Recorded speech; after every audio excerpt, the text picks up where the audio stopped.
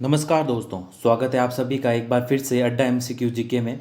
दोस्तों, प्रयोगशाला सहायक की भूगोल विषय की आज हमारे तीसरी क्लास है। इससे पहले हम दोस्तों दो क्लासों में हमारे जो दो टॉपिक है सिलेबस के उनको हम पढ़ चुके हैं। अगर आपने वो नहीं देखे हैं तो प्ले लिस्ट में जाकर लैब असिस्टेंट जियोग्राफी नाम से प्ले लिस्ट बनी है, उसमें जाकर दोस्तों आप इन वीडियो को देख सकते हैं। और दोस्तों, परीक्षा तक आपके पूरे टॉपिक को कोशिश रहेगी कि पूरे टॉपिक को आपके कवर कर लिया जाए।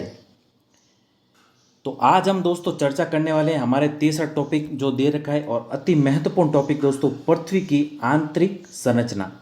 यह दोस्तों हमारे तीसरा टॉपिक है। आपके भाग अ और ब है दोस्तों, जिसमें भाग ब का ये आपके तीसरा टॉपिक है। और भाग अ की भी तैयारी दोस्तों आप इस चैनल के माध्यम से, जो कि राजस्थान ओल्ड के नाम से दोस्तों प्लेलिस्ट बनी है, जिनमें पिछली परीक्षा में प्रश्न पूछे गए हैं, उनमें दोस्तों पिछली परीक्षाओं के जो प्रश्न है और भाग अ के जो टॉपिक है उनमें दोस्तों लगभग पूरे कवर कर लिए जाएंगे आपके। और मिश्रित प्रश्न आएंगे आपके राजस्थान के भूगोल, राजस्थान के इतिहास और राजस्थान की कला संस्कृति से। तो भाग अ की भी तैयारी दोस्तों आप राजस्थान ओल्ड जे के नाम से प्लेलिस्ट बनी है, उसमें जाकर आप कर सकते हैं। तो शुरू करने से पहले अगर आपने इस चैनल को सब्सक्राइब नहीं किया है तो इस चैनल को सब्सक्राइब करें, पास में स्थित बेल आइकन को दबाएं ताकि समय समय पर आपको अपडेट मिलते रहें। तो बिना देरी के दोस्तों शुरू करते हैं आज के हमारे टॉपिक पृथ्वी की आंतरिक संरचना के पहले प्रश्न के साथ। दोस्तों पहला प्रश्न है, पृथ्वी के आंतरिक भाग को कितने भागों में विभाजित किया गया है। तो दोस्तों पृथ्वी के आंतरिक भाग को कितने भागों में विभाजित किया गया है? यह किया गया दोस्तों तीन भागों में। कितने भागों में किया गया दोस्तों? तीन भागों में। अगर इन तीन भागों की बात करें तो ये तीन भाग है दोस्तों। अगर पहला भाग है, सर्वप्रथम भाग ये है दोस्तों आपके क्रस्ट। इसे क्या कहते हैं दोस्तों? क्रस्ट, या फिर भूपर्पट्टी, या फिर क्या कहते हैं? भूपर्पट्टी। दूसरे भाग की बात करें दोस्तों तो दूसरे भाग को कहते हैं मेंटल। क्या कहते हैं दोस्तों? मेंटल।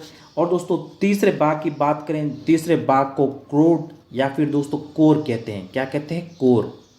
ये आपके तीन भाग है। पहला भाग क्रस्ट, दूसरा भाग है दोस्तों मेंटल, और तीसरा भाग है क्रोड या फिर कोर। और दोस्तों तीसरे भाग में ध्यान रखिएगा, तीसरे भाग में भी दो भाग है। ये भाग है, पहला तो है एक आपके बाहरी कोर। कौन सा है दोस्तों? ये बाहरी कोर है। और दूसरा है दोस्तों आंतरिक कोर। ये क्या है? आंतरिक कोर। बाहरी कोर द्रव है और आंतरिक कोर है दोस्तों आपके ठोस। तो इसको थोड़ा आप ध्यान में रखिएगा।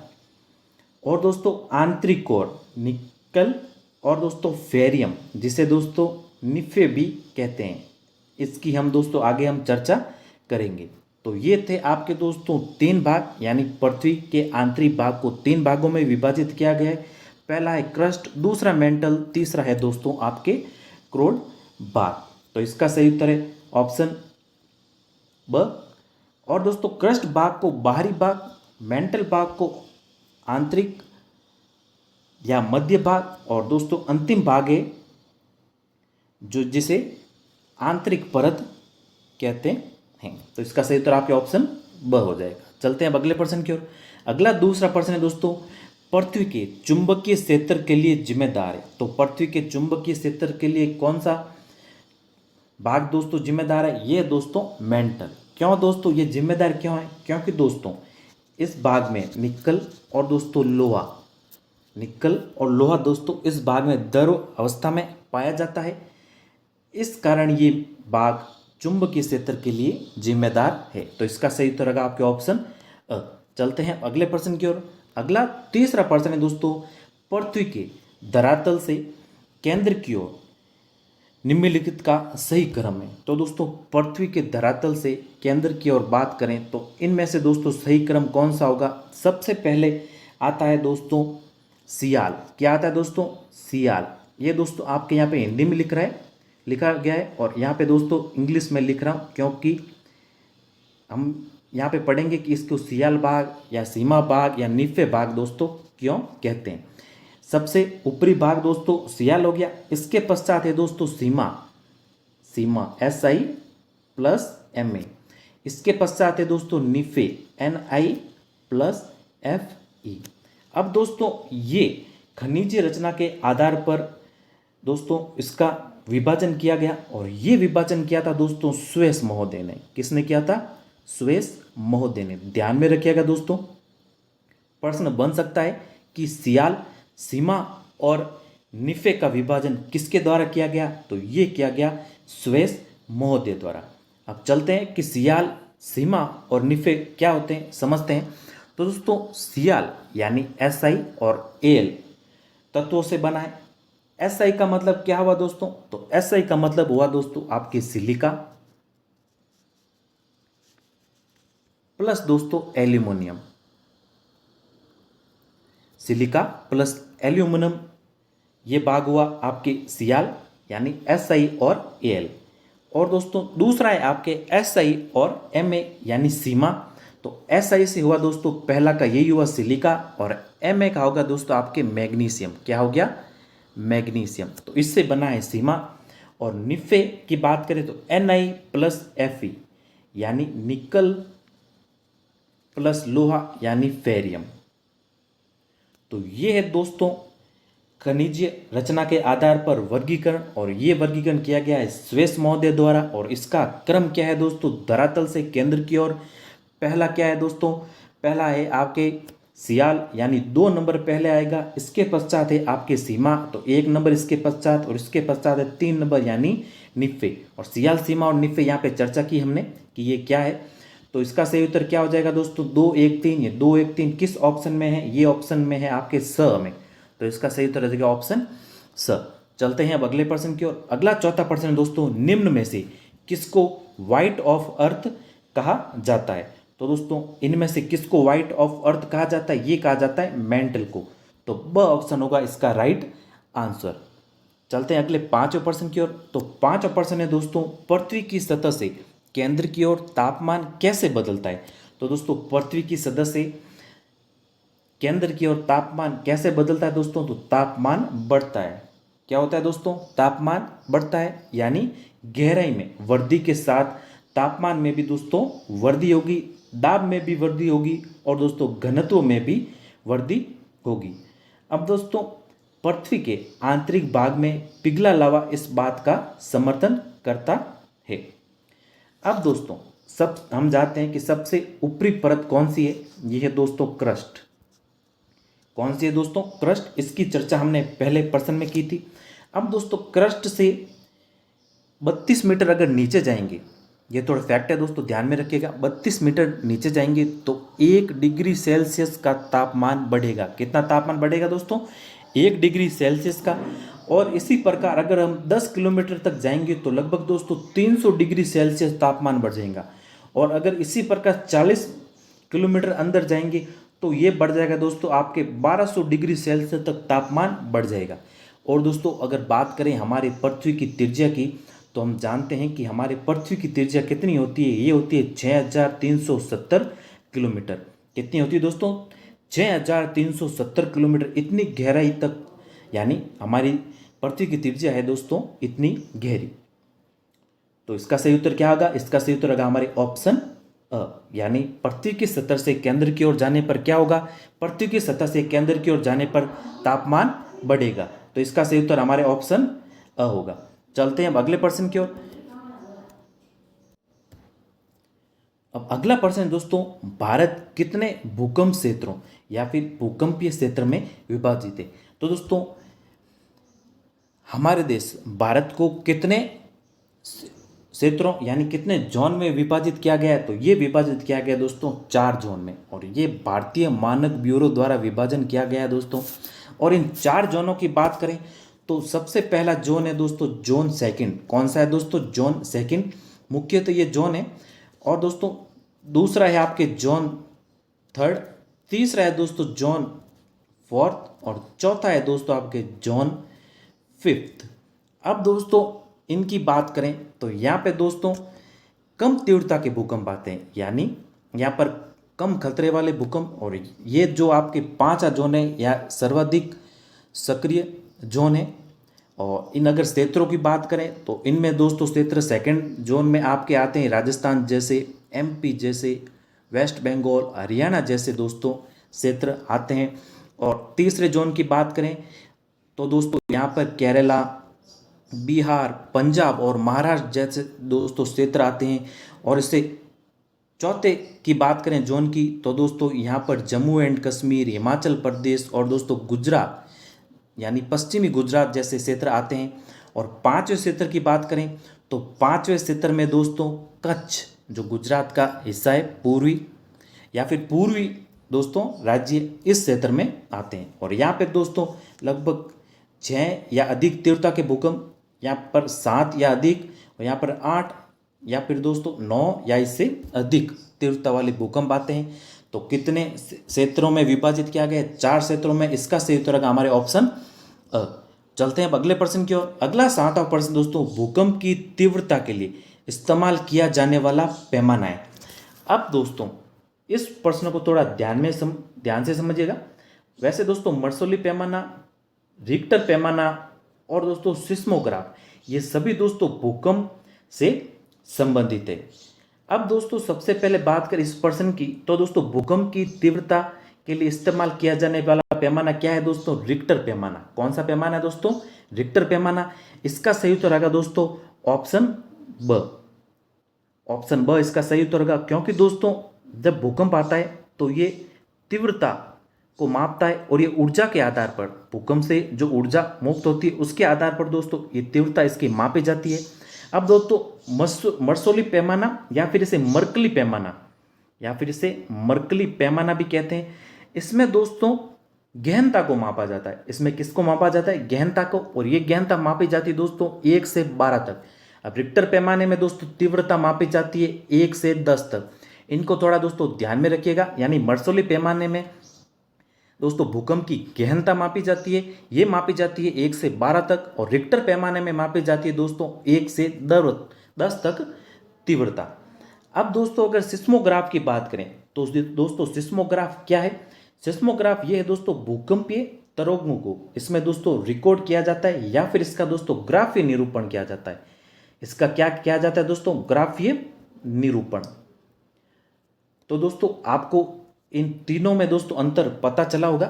तीव्रता मापी जाती है दोस्तों रिक्टर पैमाने से, और मर्सोली पैमाने से मापी जाती है दोस्तों गहनता, और सिस्मोग्राफ से इसका ग्राफीय निरूपण यानी भूकंप का दोस्तों ग्राफीय निरूपण किया जाता है। तो इसका सही उत्तर हमारा ऑप्शन ब होगा, यानी तीव्रता मापी जाती है आपकी रिक्टर पैमाने से। चलते हैं अब अगले प्रश्न की ओर। अगला प्रश्न दोस्तों पृथ्वी की त्रिज्या है। तो दोस्तों पृथ्वी की त्रिज्या कितनी है वैज्ञानिकों के अनुसार? ये दोस्तों आपके 6370 किलोमीटर, कहीं कहीं पर दोस्तों आपको 6371, कहीं कहीं पर 6371 किलोमीटर भी देखने को मिलेगी। लेकिन दोस्तों आपके पाठ्य पुस्तक में 6370 किलोमीटर दे रखी है, तो इसी को भी प्रमाणित माना जाएगा। और दोस्तों त्रिज्या है, यानी यहाँ से लेकर यहाँ तक की जो त्रिज्या, आप सभी जानते हैं कि त्रिज्या क्या होती है। तो इसका सही उत्तर होगा हमारे ऑप्शन ब, यानी पृथ्वी की त्रिज्या कितनी है? 6370 किलोमीटर। चलते हैं अब अगले प्रश्न की ओर। अगला प्रश्न 9वां प्रश्न है दोस्तों, अभी तक सबसे गहरा प्रवेदन यानी ड्रिल जो कोला है, ये क्षेत्र दोस्तों कहाँ है? तो ये क्षेत्र कहाँ पर है दोस्तों? ये क्षेत्र है आपके आर्कटिक महासागर में। ये कहाँ पर है दोस्तों? आर्कटिक महासागर में। अब ये दोस्तों एक ऐसी परियोजना थी जिसमें पृथ्वी के आंतरिक भाग का परीक्षण दोस्तों किया गया। और दोस्तों ये थी लगभग आपके 12 किलोमीटर गहरी थी, जिसको दोस्तों कोला कहते हैं। और दोस्तों इसे अभी तक की तो नहीं कहा जा सकता, क्योंकि दोस्तों इसको 2007 तक ये उपाधि प्राप्त थी कि ये सबसे गहरी ड्रिल है। इसके पश्चात अनेक ड्रिल हुई, यानी दोस्तों 2008 में दोस्तों कतर में अल साइन कूप हुई। और इसके पश्चात भी अनेक हुई दोस्तों, जैसे रूस में दोस्तों आपने सुना होगा सार्विलिन, उसकी दोस्तों गहराई इससे भी ज़्यादा है। और ये दोस्तों लगभग 12 किलोमीटर है, और इससे भी थोड़ा सा मीटर ऊपर है दोस्तों। और अगर कोला की बात करें दोस्तों, तो कोला की लगभग है आपके 12,264 है, लगभग 12,264। और दोस्तों कतर में जो है ये आपके अल साइन तेलकूप। इसके पश्चात दोस्तों 2008 में ये अल साइन तेलकूप बनी, जो कतर में है आपके। और इसकी है दोस्तों 12,200 उननबे मीटर। कितनी है दोस्तों? 12,289 मीटर, यानी 12.289 किलोमीटर। तो ये कहाँ पर है दोस्तों? ये है आपके आर्कटिक महासागर में। तो इसका सही उत्तर होगा ऑप्शन अ। चलते हैं अब अगले प्रश्न की ओर। अगला प्रश्न दोस्तों 10वां प्रश्न, संपूर्ण पृथ्वी का औसत घनत्व कितना है? कितना है? तो दोस्तों ये कितना है संपूर्ण पृथ्वी का औसत घनत्व? ये है आपके 5.5 ग्राम प्रति घन सेंटीमीटर। कितना है दोस्तों? 5.5 ग्राम प्रति घन सेंटीमीटर। इसका सही उत्तर होगा आपके ऑप्शन अ। और दोस्तों इसके लिए अनेक वैज्ञानिकों द्वारा भी बताया गया। लगभग दोस्तों 1978 में पॉइंटिंग नामक वैज्ञानिक विद्वान ने औसत घनत्व तो बताया दोस्तों 5.47 ग्राम प्रति घन सेमी, यानी घन सेंटीमीटर या प्रति सेंटीमीटर, प्रति ग्राम पर सेंटीमीटर क्यूब। और दोस्तों इसके पश्चात उपग्रह की सहायता से दोस्तों 1950 में, उपग्रहों की सहायता से 1950 में इस पृथ्वी का औसत घनत्व 5.517, कितना? 5.517 बताया गया। और दोस्तों कैवेंडिश महोदय द्वारा 1798 में न्यूटन के गुरुत्वाकर्षण के आधार पर सर्वप्रथम घनत्व मापने का प्रयास किया गया। पृथ्वी का घनत्व मापने का दोस्तों प्रयास किया गया। तो हमारा प्रश्न में पूछा है कि पृथ्वी का औसत घनत्व कितना है? ये है दोस्तों आपके 5.5 ग्राम प्रति घन सेंटीमीटर। और एक दोस्तों इससे संबंधित आपके प्रश्न बन सकता है कि क्रस्ट से ऊपर क्रस्ट है, नीचे कोर है। पिछले प्रश्न में हमने चर्चा की थी, पहले प्रश्न में ही दोस्तों, क्रस्ट से कोर तक जाने पर घनत्व पर क्या प्रभाव पड़ेगा? तो क्रस्ट से कोर तक जाने पर घनत्व बढ़ेगा। क्या होगा दोस्तों? घनत्व बढ़ेगा। और दोस्तों आंतरिक परतों में जाने पर दोस्तों दाब में वृद्धि होगी और इसके कारण घनत्व में भी वृद्धि होगी। और पिछले प्रश्न में चर्चा की कि तापमान में भी दोस्तों इसके वृद्धि होगी। हमारे इस प्रश्न का सही उत्तर है ऑप्शन अ, यानी पृथ्वी का औसत घनत्व पूछे हमें एग्जाम में, तो ये है दोस्तों आपके 5.5 ग्राम प्रति घन सेंटीमीटर। चलते अब अगले प्रश्न की ओर। अगला 11वां प्रश्न दोस्तों, भूकंप कितने प्रकार के होते हैं? तो दोस्तों भूकंपों को मुख्यतः 5 भागों में बांटा गया है। इन 5 भागों की चर्चा करें सबसे पहले की, तो सबसे पहला है दोस्तों आपकी विवर्तनिक। कौन सा है दोस्तों? विवर्तनिक या टेक्टोनिक भी जिसे कहते हैं। अब ये दोस्तों चट्टानों के सरकने पर जो भूकंप आता है उसे कहते हैं टेक्टोनिक या विवर्तनिकी। दूसरा है दोस्तों ज्वालामुखी भूकंप। ज्वालामुखी के दोस्तों फटने पर आसपास के क्षेत्रों में भूकंप आता है तो उसे ज्वालामुखी भूकंप कहते हैं। तीसरा है दोस्तों आपके नियात, या दोस्तों जिसे इंग्लिश में कहें तो कोलैप्स, नियात या फिर कोलैप्स भूकंप। अब ये किस कारण आता है? ये दोस्तों जब खनन किया जाता है तो नीचे दोस्तों खनन करने पर नीचे खाली स्थान रह जाएगा। इसके कारण हलचल होने पर बड़ी बड़ी इमारतें ढहने की संभावना रहती है और इस प्रकार के भूकंप को कहते हैं दोस्तों नियात भूकंप। और दोस्तों चौथे की चर्चा करें तो चौथा है दोस्तों विस्फोटक भूकंप। अब ये दोस्तों किस कारण आते हैं? ये आते हैं दोस्तों आपके कोई रासायनिक परीक्षण करने या फिर दोस्तों परमाणु परीक्षण करने पर। ये परीक्षण करने पर आसपास के क्षेत्रों में भूकंप जो महसूस होता है उस भूकंप को कहते हैं दोस्तों विस्फोटक भूकंप। और अंतिम भूकंप है दोस्तों आपके बांध जनित भूकंप। कौन सा?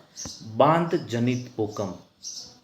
हम सभी जानते हैं दोस्तों कि जल को एक जगह जब इकट्ठा किया जाता है तो बांध बनाया जाता है। जब इसको खोला जाता है, यानी दोस्तों जब जल को खोला जाता है तब खोलने पर ये तीव्र गति से बाहर आता है जल। आपने दोस्तों देखा होगा बांधों को, तीव्र गति से बाहर आने पर आसपास के क्षेत्रों में हलचल महसूस होती है, जिसे बांध जनित भूकंप कहते हैं। तो ये आपके 5 प्रकार थे भूकंपों के। तो इसका सही उत्तर है आपके ऑप्शन द। चलते हैं अगले प्रश्न की ओर। अगला 12वां प्रश्न दोस्तों, मेग्मा गति करता है। तो मेग्मा गति कहाँ पर करता है दोस्तों? ये करता है मेंटल में। कहाँ पर करता है? मेंटल में या फिर दुर्बलता मंडल में। दुर्बलता मंडल में, या फिर इसे कहे तो एस्थेनोस्फीयर, एस्थेनोस्फीयर में। अब दोस्तों मेग्मा क्या होता है और एक होता है आपके लावा, इनमें दोस्तों एक अंतर होता है कि मेग्मा क्या होता है, जब तक ये दोस्तों आपके मेंटल या एस्थेनोस्फीयर में रहेगा तो ये कहलाता है दोस्तों मेग्मा। और दोस्तों जब ये बाहर निकल जाता है, यानी ज्वालामुखी विस्फोट से दोस्तों ये बाहर निकल जाता है, तो ये धरातल पर आ जाता है। तो धरातल पर दोस्तों ये लावा कहलाता है। ये इसमें दोस्तों मेजर डिफरेंस है, इसको थोड़ा आप ध्यान में रखिएगा। मैग्मा अलग है और दोस्तों लावा अलग है। मैग्मा क्या है? जब मेंटल या फिर अंदर दुर्बल मंडल में जब ये रहेगा तब ये मैग्मा कहलाएगा, और धरातल पर आने पर दोस्तों ये कहलाएगा लावा। तो इसका सही उत्तर है हमारा ऑप्शन है, यानी मेग्मा गति करता है मेंटल या फिर एस्थेनोस्फीयर यानी दुर्बल मंडल में। चलते हैं अब अगले प्रश्न की ओर। अगला 13वां प्रश्न है दोस्तों, निम्नलिखित में से कौन सा भूगर्भ की जानकारी का प्रत्यक्ष साधन है? तो इनमें से कौन सा है दोस्तों भूगर्भ की जानकारी का प्रत्यक्ष साधन? प्रत्यक्ष साधन यानी दोस्तों प्राकृतिक साधन। कौन सा दोस्तों? प्राकृतिक साधन। ये देता है हमें आंतरिक संरचना की जानकारी। किसकी जानकारी देता है? आंतरिक संरचना की जानकारी। और आंतरिक क्या है दोस्तों? यहाँ पर है आपके ज्वालामुखी। क्या पर है दोस्तों? ज्वालामुखी। ये तो हो गया प्रत्यक्ष, और एक होता है अप्रत्यक्ष की बात करें तो अप्रत्यक्ष अप्राकृतिक यानी घनत्व हो गया, दाब हो गया, ये हो गया तापमान, ये सभी आते हैं अप्रत्यक्ष की श्रेणी में। हमें प्रत्यक्ष का पूछा है इनमें से कौन सा? ये है आपके ज्वालामुखी। ये आंतरिक संरचना की दोस्तों जानकारी देता है। तो इसका सही उत्तर होगा हमारे ऑप्शन स। चलते हैं अगले प्रश्न की ओर। अगला 14वां प्रश्न है दोस्तों, दक्कन ट्रैप की शैल समूह किस प्रकार के ज्वालामुखी उद्गार का परिणाम है? तो ये है दोस्तों आपके प्रवाह का। तो इसका सही उत्तर होगा ऑप्शन स। ये दोस्तों आपके बेसाल्ट लावा प्रवाह, बेसाल्ट लावा प्रवाह। तो इसका सही उत्तर होगा ऑप्शन स। चलते हैं अगले प्रश्न की ओर। अगला प्रश्न है 15वां प्रश्न दोस्तों, निम्नलिखित में से कौन सा स्तन मंडल को वर्णित करता है? तो दोस्तों स्तन मंडल को कौन वर्णित करता है? इनमें से ये करता है दोस्तों आपके भूपटल एवं ऊपरी मेंटल। भूपटल और दोस्तों ऊपरी जो मेंटल होगी ये आपके वर्णित करता है स्थल मंडल को। तो इसका सही उत्तर होगा ऑप्शन स। भूपटल की और मेंटल की दोस्तों हमने चर्चा की थी पहले प्रश्न में। तो इसका सही उत्तर हमारे ऑप्शन स होगा। चलते हैं अगले प्रश्न की ओर। अगला 16वां प्रश्न दोस्तों, निम्न में से भूकंप तरंगे चट्टानों में संकोचन व फैलाव लाती है। तो कौन सी भूकंप तरंगे हैं? अब दोस्तों भूकंप तरंगों की बात करें तो ये मुख्यतः 2 प्रकार की होती है। एक होती है दोस्तों आपके प्राथमिक या प्राइमरी, और दूसरी होती है आपके दोस्तों सेकेंडरी या द्वितीय। कौन सी होती है? सेकेंडरी। तो ये संकुचन व फैलाव कौन से तरंगे लाती है? ये लाती है दोस्तों प्राथमिक तरंगे। तो इसका सही उत्तर होगा ऑप्शन ह। अब दोस्तों प्राथमिक तरंगों की बात करें तो ये तरंगे गैस, तरल और दोस्तों ठोस तीनों से निकलती है। ये तरंगे ध्यान से सुनिएगा, गैस, तरल और दोस्तों ठोस तीनों से निकलती है, और ये तीव्र गति से चलने वाली तरंगे होती है। ये होती है आपके पी तरंगे यानी प्राथमिक तरंगे या प्राइमरी तरंगे। और सेकेंडरी की बात करें दोस्तों तो ये केवल कठोर व ठोस में ही दोस्तों ये गति करती है, और ये प्राथमिक तरंगों के पश्चात ये तरंगे पहुंचती है। और तो हमारे प्रश्न में पूछा है हमें संकुचन व फैलाव कौन सी लाती है? संकुचन और फैलाव लाती है दोस्तों हमारे पी तरंगे। तो इसका सही उत्तर होगा हमारा ऑप्शन अ।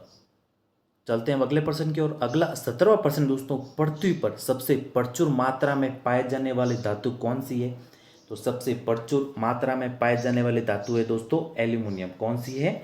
एल्यूमिनियम। ये लगभग 8.1% पाई जाती है। इसके पश्चात पाई जाती है दोस्तों लोहा, ये लगभग 5.0% पाई जाती है। तो प्रचुर मात्रा में कौन सी पाई जाती है? ये पाई जाती है हमारे एल्यूमिनियम। और अन्य तत्वों की बात करें दोस्तों तो O2 सर्वाधिक पाया जाने वाला तत्व है, ये लगभग दोस्तों 46.6%। इसके बाद दोस्तों सिलिकॉन लगभग 27.7%। और धातु जो है हमारे एल्यूमिनियम, ये लगभग 8.1% हमारे पृथ्वी पर पाई जाती है। हमें प्रश्न में पूछा है सबसे प्रचुर मात्रा में पाए जाने वाला तो धातु ये कौन सी है, एल्यूमिनियम। तो इसका सही उत्तर का ऑप्शन अ। चलते हैं अगले 18% की ओर। 18% दोस्तों, महासागरीय सतह का निर्माण किस प्रकार की चट्टानों पर हुआ। तो ये हुआ दोस्तों बेसाल्ट चट्टानों पर। सरल सा सीधा सा प्रश्न है, तो ब ऑप्शन होगा इसका सही उत्तर। चलते हैं 19% की ओर। तो 19% है दोस्तों, पृथ्वी के किस भाग पर निकिल और लोहे की अधिकता है। तो दोस्तों इसकी हमने चर्चा की थी, नाम से पता चल रहा है दोस्तों Ni, नाम से ही पता चल रहा है Ni प्लस दोस्तों Fe यानी निकल और दोस्तों लोहा फेरियम। तो ये है दोस्तों आपके निफे में, तो ब ऑप्शन होगा दोस्तों इसका राइट आंसर। और ये दोस्तों हमारे कोर भाग में होता है। कौन से भाग में होता है, कोर भाग में। चलते हैं अगले और दोस्तों आज के अंतिम प्रश्न की ओर। तो आज का अंतिम प्रश्न दोस्तों, खनिज तेल पृथ्वी की किन चट्टानों में पाया जाता है। सरल सा सीधा सा प्रश्न दोस्तों, तो ये पाया जाता है आपके अवसादी चट्टानों में। तो इसका सही उत्तर का ऑप्शन अ। तो ये थे दोस्तों आपके 20 महत्वपूर्ण प्रश्न। कोशिश की गई है कि पूरे टॉपिक को इसमें कवर कर लिया जाए।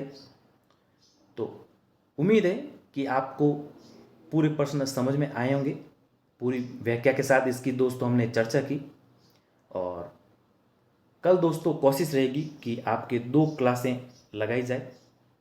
कोशिश इसकी रहेगी, तो 2 तो नहीं हुई तो दोस्तों लगभग 1 तो आपके निश्चित ही होगी, क्योंकि कल संडे है। तो इस पूरी कोशिश की जाएगी कि आपके लगभग 2 क्लासें कल लगा दी जाए।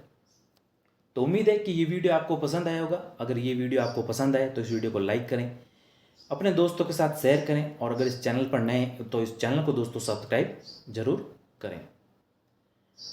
तो मिलते हैं दोस्तों अगले नए वीडियो में। और दोस्तों यकीन मानिए ये प्रश्न आपकी होने वाली परीक्षा में महत्वपूर्ण साबित होंगे। तो मिलते हैं नए वीडियो में, तब तक के लिए जय हिंद, वंदे मातरम।